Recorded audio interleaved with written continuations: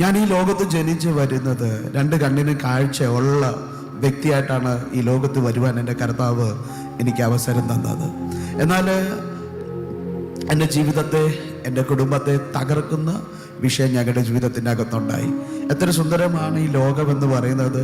പ്രകൃതി, സൂര്യൻ, ചന്ദ്രൻ, അതുപോലെ തന്നെ ഈ ലോകത്തൊക്കെ കാണാൻ കഴിയുക, അതൊക്കെ ഒരു വലിയ ഭാഗ്യമാണ്. എന്നോട് ചോദിച്ചാൽ, ബ്രദറെ, എന്താണ് ഈ ലോകത്തിലെ ഏറ്റവും വലിയ ഭാഗ്യം എന്നത് ചോദിച്ചാൽ ഞാൻ പറയും, ഈ ലോകത്തിലെ ഏറ്റവും വലിയ ഭാഗ്യം നമ്മുടെ ആവശ്യങ്ങൾ ചെറുതാണെങ്കിലും വലുതാണെങ്കിലും നമുക്ക് ചെയ്യാൻ കഴിയുന്നതാണ് ഈ ലോകത്തിലെ ഏറ്റവും വലിയ ഭാഗ്യം. ആ ഭാഗ്യം എൻ്റെ ജീവിതത്തിൻ്റെ അകത്ത് 8 വയസ്സ് വരെ മാത്രമേ നിലനിന്നുള്ളൂ. എൻ്റെ കുടുംബം, എൻ്റെ സഹോദരങ്ങൾ, എൻ്റെ അപ്പനമ്മ, എന്തിനേറെ നമ്മുടെ മുഖം കാണാൻ കഴിയുക, അതൊരു വലിയ ഭാഗ്യം തന്നെയാണ്.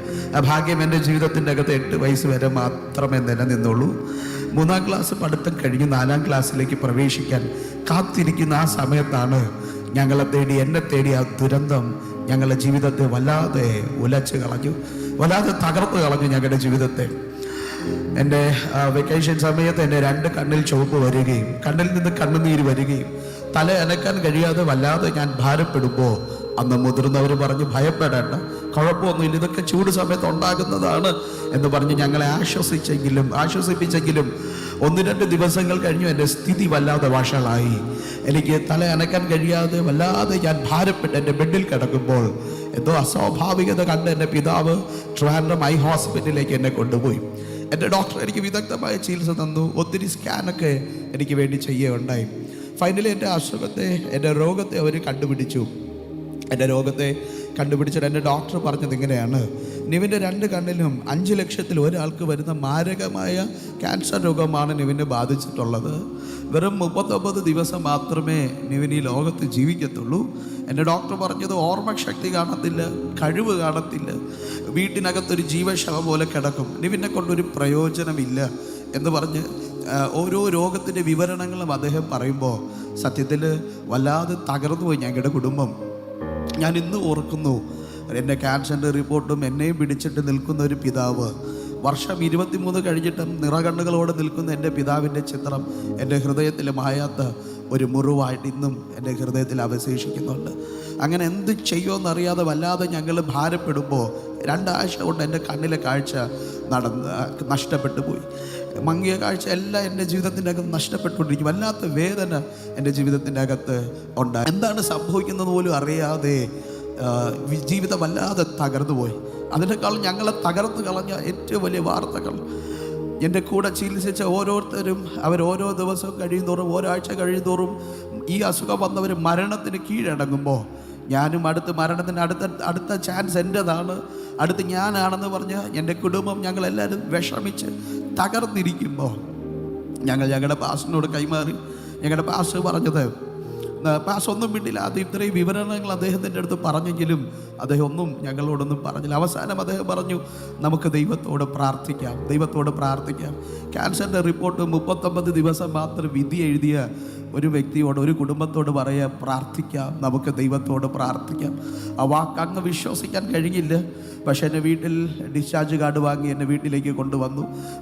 മനസ്സോടെ എനിക്കിനി ചികിത്സയില്ല, എനിക്കിതിന് മരുന്നില്ല എന്ന് പറഞ്ഞ് എന്നെ ഡോക്ടർ പറഞ്ഞു വിടുമ്പോൾ, ഇനി പ്രാർത്ഥന അല്ലാതെ വേറെ ഒന്നും ജീവിതത്തിൻ്റെ അകത്തില്ലെന്ന് പറഞ്ഞ് വീട്ടിലേക്ക് വരുമ്പോൾ ഞാൻ ആ മങ്ങിയ കാഴ്ചയിൽ അവസാനത്തെ കാഴ്ചയിൽ ഞാൻ കണ്ടത്, എൻ്റെ ബന്ധുക്കൾ, എന്നെ സ്നേഹിക്കുന്നവരെ, എൻ്റെ കുടുംബത്തെ സ്നേഹിക്കുന്നവരെല്ലാവരും എൻ്റെ ഭവനത്തിൽ വരികയും എന്നെ സഹതാപത്തോടെ നോക്കുന്നു, നിറകണ്ണുകളോടെ നോക്കുന്നു. എനിക്കറിയത്തില്ല എന്തിനാണ് അവരങ്ങനെ നോക്കുന്നതെന്ന് എനിക്കറിയത്തില്ല.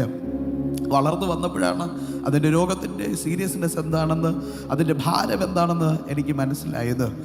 എന്തായാലും എൻ്റെ പാസ്റ്റേഴ്സ് എനിക്ക് വേണ്ടി പ്രാർത്ഥിക്കാൻ തുടങ്ങി. എൻ്റെ വീട്ടിൽ 69 ദിവസം പ്രാർത്ഥന നടന്നു. എന്നെ ഒരു ശവത്തെ കിടത്തുന്നതുപോലെ കിടത്തി. എൻ്റെ തല മുതൽ പാദം വരെ കണ്ണുനീരൊഴുക്കി എനിക്ക് വേണ്ടി എൻ്റെ അഭിഷക്തന്മാർ എനിക്ക് വേണ്ടി കരയുമായിരുന്നു. എൻ്റെ സഭ എനിക്ക് വേണ്ടി കരയുമായിരുന്നു, എനിക്ക് വേണ്ടി പ്രാർത്ഥിക്കുമായിരുന്നു. എൻ്റെ റിപ്പോർട്ട് ഡോക്ടർ പറഞ്ഞ എല്ലാ വിവരണങ്ങളും മനസ്സിൽ വെച്ചുകൊണ്ട് അവർ പ്രാർത്ഥിക്കുമായിരുന്നു. അങ്ങനെ പ്രാർത്ഥിച്ചുകൊണ്ടിരിക്കുമ്പോൾ അവർ പറഞ്ഞു, ദൈവശബ്ദം നിവിൻ്റെ മേൽ ദൈവഹിതം നിറവേറണമേ എന്ന് എനിക്ക് വേണ്ടി പ്രാർത്ഥിക്കുകയുണ്ടായി. ദൈവത്തിൻ്റെ ഹിതം നിറവേറണമെന്ന് പ്രാർത്ഥിച്ചുകൊണ്ടിരിക്കുമ്പോൾ തന്നെ 1-2 പ്രവചന ശബ്ദങ്ങൾ പരിശുദ്ധാത്മാവ് എനിക്ക് വേണ്ടി മാറ്റിവെക്കുകയുണ്ടായി. ഡോക്ടർ പറഞ്ഞതെല്ലാം അല്ല എന്നോട് പരിശുദ്ധാത്മ പറഞ്ഞത്. എൻ്റെ മേൽ വീഴ പ്രവചന ശബ്ദങ്ങൾ ഇതാണ്: നിവിൻ രാജ്യങ്ങളിൽ യാത്ര ചെയ്ത് കർത്താവിനെ ഉയർത്തും, ദേശാന്തരങ്ങളിൽ ചെന്ന് കർത്താവിനെ ഉയർത്തും, ഇവൻ മരിക്കത്തില്ല, ദൈവരാജ്യത്തിന് വേണ്ടി പ്രയോജനം ചെയ്യുമെന്ന് പറയുമ്പോഴും ക്യാൻസറിൻ്റെ റിപ്പോർട്ടുമായിട്ട് ഇനി മരണം മാത്രമേ മുമ്പിലുള്ളൂ എന്ന് പറഞ്ഞ് ജീവിച്ചുകൊണ്ടിരുന്ന എൻ്റെ ലൈഫ് 39 എന്നുള്ളത് അത് 69ആയി.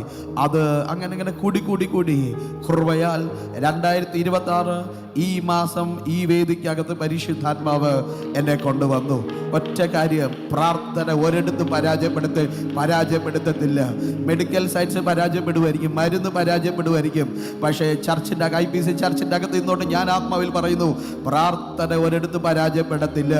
8-ാം വയസ്സിൽ തകർന്നു പോകേണ്ട എൻ്റെ ജീവിതത്തെ, 8-ാം വയസ്സിൽ മരിച്ചു പോകേണ്ട എൻ്റെ കൂടെ നിന്നവരെല്ലാം, എൻ്റെ കൂടെ ചികിത്സ വെച്ചവരെല്ലാവരും ഉലകം വിട്ടു പോയപ്പോൾ ഇന്ന് ഈ ചർച്ചിൻ്റെ അകത്ത് കൊണ്ടുവന്ന് നിർത്തിയ ഒരു ദൈവമുണ്ടെങ്കിൽ അതിൻ്റെ പേര് കൃപയെന്നാണ്, അതിൻ്റെ പേര് നിയോഗം എന്നാണ്. വിശ്വസിക്കാൻ കഴിയുന്ന ഒരു കർത്താവിന് വായു തുറന്ന് സ്തുതിക്കാൻ കഴിയുമെന്ന് എനിക്കറിയത്തില്ല. ഈ മൈക്കൊന്ന് പിടിക്കാൻ കൊതിച്ച നാളുകൾ എൻ്റെ ജീവിതത്തിനകത്തുണ്ടായിരുന്നു. ചർച്ച് കൊയറിൽ ഞാനില്ല, ചർച്ചിൻ്റെ ഇങ്ങനെ മൈക്കെടുത്ത് പാടാനൊന്നും എനിക്ക് പറ്റത്തില്ലായിരുന്നു. എനിക്ക് അണ്ണാക്കില്ലാതെ ആണ് ഞാൻ ജനിച്ചത്. അങ്ങനെ എൻ്റെ മമ്മി വളരെ കഷ്ടപ്പെട്ടിട്ടാണ് എന്നെ വളർത്തിയത്. ഫീഡിങ് ബോട്ടിൽ വലിയ ഹോൾ ഇട്ടിട്ടാണ് എൻ്റെ മമ്മി വളർത്തിയത്. പക്ഷേ അതിൻ്റെ വേദന ഞാൻ അനുഭവിച്ചത് എൻ്റെ സ്കൂൾ കാലഘട്ടത്തിലാണ്. ഞാൻ എൻ്റെ കൂട്ടുകാരടുത്തൊക്കെ സംസാരിക്കുമ്പോൾ അവർക്കൊരു കുഴപ്പമില്ല, പക്ഷെ അവരെൻ്റെ കുഴപ്പത്തിലേക്ക് വരും. ആ മൂക്ക് വെച്ച് അവരെന്നോട് സംസാരിക്കും. അവർക്കതൊരു കോമഡിയായിരുന്നു, അവർക്കൊരു തമാശയായിരുന്നു. പക്ഷെ കേൾക്കുന്നവനെ എത്രത്തോളം തകർത്തെറിയുമെന്ന് അല്ലെങ്കിൽ എത്രത്തോളം തകർത്ത് കളയുമെന്ന് അവർക്കറിയത്തില്ല. ഇന്ന് രാത്രി ഞാൻ പറഞ്ഞോട്ടെ, ഈ മൈക്കൊന്ന് തൊടാൻ, എൻ്റെ ചർച്ചിലൊന്ന് പാടാൻ കൊതിച്ച നാളുകൾ എൻ്റെ ലൈഫിൻ്റെ അകത്തുണ്ടായിരുന്നു. അക്ഷരസ്ഫുടത ഇല്ലാത്ത വ്യക്തിക്ക് ആരാച്ചാൽ മൈക്ക് കൊടുക്കുക? മൈക്ക് കിട്ടിയിട്ടില്ല. എനിക്ക് ഭയങ്കര ആഗ്രഹമായിരുന്നു. എൻ്റെ ചർച്ചിലെ പ്രോഗ്രാം എല്ലാം കഴിഞ്ഞ് ആ മൈക്ക് സ്റ്റാൻഡിൽ നിന്ന് മൈക്ക് എടുത്തുകൊണ്ട് പോകുമ്പോൾ ആ സ്റ്റാൻഡിൻ്റെ അടുത്ത് നിന്ന് പാടിയ ഒരാളാണ് ഞാൻ. അവിടെ നിന്ന് പാടി തുടങ്ങിയത്. അന്ന് കൈയടിക്കാൻ ആളില്ല, നല്ലതെന്ന് പറയാൻ ആളില്ല, കൊള്ളാന്ന് പറയാൻ ആളില്ല. ദൈവത്തോട് ദൈവസന്നിധിയിൽ പാടാൻ തുടങ്ങി. അന്നും ഞാൻ കേൾക്കുന്ന പ്രവചന ശബ്ദം, നിവിൻ പാടും, നിവിൻ്റെ ശബ്ദം ദൈവരാജ്യത്തിന് പ്രയോജനമുള്ളതാകും, ഇവൻ ദേശങ്ങളിൽ സഞ്ചരിച്ച് കർത്താവിനെ ഉയർത്തുമെന്ന് പറയുമ്പോൾ ഞാനും എൻ്റെ ശബ്ദവും വാഗ്ദത്വം തമ്മിൽ യാതൊരു ബന്ധവുമില്ല. ഞാൻ പറയുന്നത് എൻ്റെ അമ്മയ്ക്കല്ലാതെ വേറെ ആർക്കും മനസ്സിലാകത്തില്ല. വേറെ ആരോട് സംസാരിച്ചാൽ എല്ലാവർക്കും എൻ്റെ ശബ്ദം കേൾക്കുമ്പോൾ ഒരു കളിയാക്കലാണ്. മൂക്ക് വെച്ച് സംസാരിക്കുമ്പോൾ, മൂക്ക് വെച്ച് പാടുമ്പോൾ എല്ലാവരും പരിഹാസമായിരുന്നു. പക്ഷേ ആ പ്രവചനത്തെ എൻ്റെ മാതാവ് വിശ്വസിച്ചു. ആ പ്രവചനത്തെ അങ്ങനെ തന്നെ അതുപോലെ വിശ്വസിച്ചു. ഞങ്ങളുടെ വീട്ടിൻ്റെ ഡോറിൽ എൻ്റെ മമ്മി എഴുതി വെച്ച് പ്രാർത്ഥിക്കാൻ തുടങ്ങി. എന്നും രാവിലെ എനിക്ക് വേണ്ടി പ്രാർത്ഥിക്കും. ഞാൻ പാടും, ഞാൻ കർത്താവിന് വേണ്ടി ശുശ്രൂഷിക്കും, പ്രസംഗിക്കുമെന്നൊക്കെ മമ്മി എഴുതി വെച്ച് പ്രാർത്ഥിക്കാൻ തുടങ്ങി. എൻ്റെ 14 വയസ്സിൽ അമേരിക്കയിൽ നിന്ന് ഡോക്ടേഴ്സ് ഇന്ത്യയിലേക്ക് വന്ന് 80,000 രൂപയുടെ ഓപ്പറേഷൻ 1 രൂപ പോലും ചെലവാക്കാതെ എൻ്റെ 14 വയസ്സിൽ തുറന്നു തന്ന ശബ്ദമാണ് ഇന്ന് ഈ ചർച്ചിൻ്റെ അകത്ത് നിങ്ങൾ കേട്ടോണ്ടിരിക്കണേ. ഒരു തരി പോലും കുറയില്ല. കർത്താവിനോടുള്ള സ്നേഹം വെറുതെ പാടിയതല്ല, ജീവിതത്തിൽ അനുഭവിച്ചിട്ടാണ് ഞാനത് പാടിയേ. എനിക്ക് ചർച്ചിൻ്റെ അകത്ത് കംപ്ലൈൻറ്റ് പറയുമെങ്കിൽ ഒത്തിരി കംപ്ലൈൻറ്റുകൾ ക്ലെയിം ചെയ്യാൻ എനിക്ക് ദൈവസന്നിധിയിലുണ്ട്. പരാതികൾ എൻ്റെ യേശുവിനോട് പറയാൻ എനിക്ക് ഒത്തിരി കാര്യങ്ങളുണ്ട്. പക്ഷെ പരാതികളല്ല, എനിക്ക് എൻ്റെ യേശുവിനോട് സ്നേഹം മാത്രമാണ്. കാരണം 8 വയസ്സിൽ തീരേണ്ട എന്നെ ഈ 2026 കാണിച്ചൊരു ദൈവം ഉണ്ടെങ്കിൽ എനിക്ക് ചർച്ചിൻ്റെ അകത്ത് മൗനമായിട്ടിരിക്കാൻ കഴിയത്തില്ല. എനിക്ക് എൻ്റെ പപ്പയെ പാടി സ്തുതിക്കാതിരിക്കാൻ കഴിയത്തില്ല. Praise the Lord, praise the Lord. ഇന്നും നിങ്ങളിപ്പോൾ ചിന്തിക്കും, പാസ്റ്റർ എല്ലാ പ്രശ്നവും തീർന്നു. ബ്രദറെ, എല്ലാ പ്രശ്നവും തീർന്നു. എൻ്റെ ലങ്സ് 60% ചുരുങ്ങിയിട്ടുള്ളേ. 7 ഇൻഹേലർ എടുക്കാതെ എനിക്കിങ്ങനെ നിൽക്കാൻ കഴിയത്തില്ല. ഞാൻ ദൈവത്തോട് ചോദിച്ചു, അപ്പാ അങ്ങ് കാഴ്ചയും തന്നില്ല, ശബ്ദവും തന്നില്ല, ശ്വാസവും തന്നില്ല. എന്തൊരു ജന്മം അല്ലേ? ആ ജന്മം കൊണ്ട് എന്താ അർത്ഥം? ഈ ഒരു ജീവിതം കൊണ്ട് എന്താണ് കർത്താവേ അർത്ഥം? എല്ലാം പരാജയമാണ്. ചുറ്റിനും നോക്കുമ്പോൾ എല്ലാം പരാജയമാണ്. കൂടെ ഉള്ള സൺഡേ സ്കൂൾ പഠിച്ചവർ, കൂടെ നിന്ന് ക്ലാസ്സിൽ പഠിച്ചവർ ഒന്നിനൊന്നിനൊന്നിന് അവർ ഹൈ ലെവലിലേക്ക് പോകുമ്പോൾ ഞാൻ എവിടെ തുടങ്ങിയോ ഞാൻ അവിടെ തന്നെ നിൽക്കുന്നു. ഞാൻ കർത്താവിനോട് ചോദിച്ചു, കർത്താവ് കഴിവുകളെല്ലാം ദൈവം തന്നു, പക്ഷെ അത് ഉപയോഗിക്കാനുള്ള മാർഗമില്ലല്ലോ കർത്താവ്, അത് ഉപയോഗിക്കാനുള്ള വേദികൾ എനിക്കില്ലല്ലോ എന്ന് പറഞ്ഞ് ദൈവത്തോട് ഞാൻ കരയാൻ തുടങ്ങി. എൻ്റെ പ്രാർത്ഥന മുറിക്കകത്ത് കരയാൻ തുടങ്ങി. ഇന്ന് എനിക്ക് കൃപയാൽ പേഴ്സണൽ കീബോർഡിസ്റ്റ് ഉണ്ട്, ഒത്തിരി കാര്യങ്ങൾ ചെയ്തു തരാൻ ആൾക്കാരുണ്ട്. പക്ഷെ ഒരു കാലം അങ്ങനെയൊന്നും ഇല്ലാത്തൊരു ജീവിതം എൻ്റെ ജീവിതത്തിൻ്റെ അകത്തുണ്ടായിരുന്നു. ഞാൻ പാടുന്നത് അക്ഷരസ്ഫുടതയില്ലാതെ പാടിക്കൊണ്ടിരുന്ന ഒരു കാലഘട്ടം എൻ്റെ ജീവിതത്തിൻ്റെ അകത്തുണ്ടായിരുന്നു. ഞാൻ എൻ്റെ പ്രാർത്ഥന മുറിയിൽ കരഞ്ഞുകൊണ്ടിരിക്കുമ്പോൾ പരിശുദ്ധാത്മാവിനോട് പറഞ്ഞു, മോനെ, ആരും അനുഭവിക്കാത്ത വേദന നീ അനുഭവിക്കുന്നുണ്ടെങ്കിൽ ആർക്കും ഇല്ലാത്ത ശുശ്രൂഷ ദൈവം നിനക്ക് തരാൻ പോവുകയാണ്. ആരും അനുഭവിക്കാത്ത ഞെരുക്കം നീ അനുഭവിക്കുന്നുണ്ടെങ്കിൽ ആർക്കും ഇല്ലാത്ത വിശാലത ദൈവം തരാൻ പോവുകയാണ്. എൻ്റെ കൂടെ സമ്മതിക്കുന്ന സഭ ആത്മാവിൽ അതൊന്ന് സ്തോത്രം ചെയ്താട്ടെ. എൻ്റെ കൂടെ സമ്മതിക്കുന്നവര് ആത്മാവിൽ അതൊന്ന് വിശ്വസിച്ചാട്ടെ. ഞാൻ ഒരു ദൈവശബ്ദം പറഞ്ഞോട്ടെ, റിപ്പോർട്ടുകളല്ല സത്യം, പകരം യേശു പറഞ്ഞ വാഗ്ദത്തമാണ് സത്യം. റിപ്പോർട്ടുകളല്ല സത്യം, പകരം എന്നെ നോക്കി പറഞ്ഞ വാഗ്ദത്തങ്ങളാണ് സത്യം. അങ്ങനെ ഞാൻ എൻ്റെ പ്രാർത്ഥന മുറിയിൽ അറിയാതെ ഞാൻ പാടിപ്പോയതാണ്.